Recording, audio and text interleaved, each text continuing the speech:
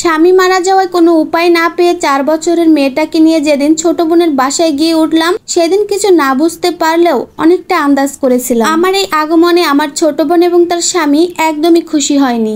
কিন্তু আমি তো নিরুপায় ছিলাম, না ছিল বাবা মা, না ছিল আমার বড় ভাই। দুই কুলে থাকার মতো শুধু ছোট বোনটাই ছিল, তাই বাধ্য হয়েই ছোট বোনটার বাসায় গিয়ে উঠলাম।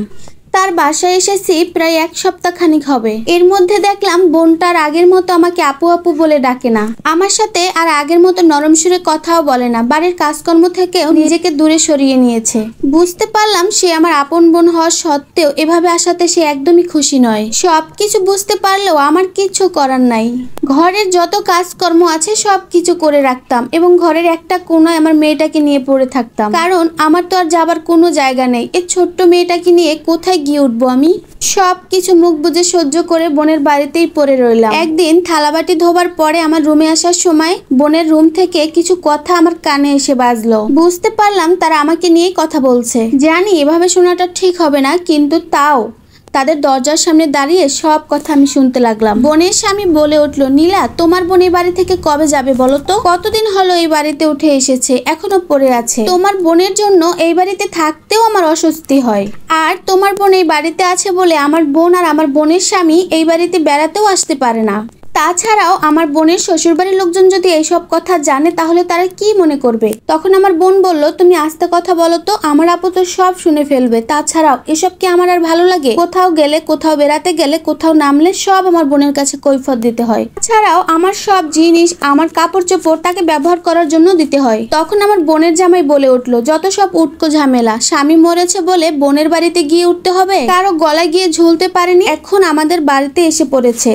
আমাদের আশেপাশের মানুষ যদি এসব শুনে তাহলে তো ছিছি করবে। সে আরো বলল, তোমার বোনকে কোনো ব্যবস্থা করে এখান থেকে চলে যেতে বলো। তখন আমার বোন বলে উঠলো, আরে হুট করে কি এসব কথা বলা যায় নাকি? মুখের উপর বলা যায় নাকি তুমি এ বাড়ি থেকে চলে যাও? তাছাড়া কেউ শুনলে তো আমাদেরই দোষ দেবে, না পারছি গিলতে, না পারছি ফেলে দিতে। ধুর, যত ঝামেলা এসে আমার গলায় এসে ঝুলে। তারপর আর কিছুই শুনতে পেলাম না, হয়তো তারা দুজনেই ঘুমিয়ে গেছে। তখন আমি খেয়াল করলাম আমার চোখ থেকে নিজের অজান্তেই পানি পড়ছে। চোখের পানি মুছে হাসি মুখ করে আমার রুমে চলে আসলাম। রুমে গিয়ে দেখি আমার 4 বছরের ছোট্ট মেয়েটা বেডে বসে খেলছে। আমাকে দেখে এসে প্রশ্ন করলো, আম্মু আমরা এই বাড়ি থেকে কখন যাব আমাদের বাড়িতে? আর আব্বু আমাদেরকে কবে নিতে আসবে? আমার আর খালামনির বাসায় একটু থাকতে ভালো লাগছে না।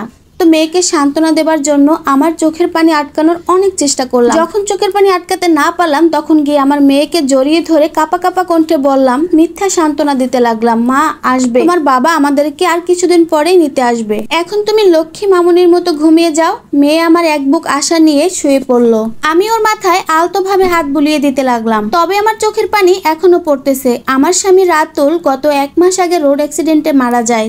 রাতুলের আপন বলতে তার মা, তার বড় ভাই আর একটা বোন ছিল। রাতুলের বিয়ের পর আমার শাশুড়ি দুনিয়ার মায়া ত্যাগ করে এই পৃথিবী ছেড়ে চলে যায়। তবে আমার মেয়েকে নিয়ে বেশ ভালোই ছিল আমাদের সংসার, মোটামুটি বেশ সচ্ছলই ছিলাম। আমার স্বামী যখন বেঁচে ছিল তখন আমাদের আত্মীয় স্বজনের কোনো অভাব ছিল না, কিন্তু আমার স্বামীর মৃত্যুর পর কেউ আর আমাদের পাশে এসে দাঁড়ায়নি, এমনকি তার ভাই আর বোনও না। এখন তো হারে হারে টের পাচ্ছি যে তারা শুধু নামেই আত্মীয় স্বজন ছিল। এমনকি আমার স্বামী যখন বেঁচে ছিল তখন আমার ছোট বোনটা সপ্তাহে 2-3 বার কল দিত। তাদের বাসায় বেড়াতে আসলে আমাদের আপ্যায়ন করতো অনেক, তাতে কোনো কমতি রাখতো না। কিন্তু এখন হায় রে আফসোস। হঠাৎ করে আজকে গোসল করে বের হতে না হতেই শুনতে পেলাম আমার ছোট বোন কাউকে যেন ধমকাচ্ছে।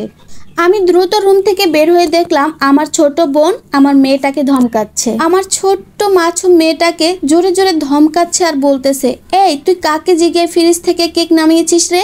আমার স্বামী এটা এনেছে খাবে বলে, আর তুই সেটা খেয়ে নিচ্ছিস।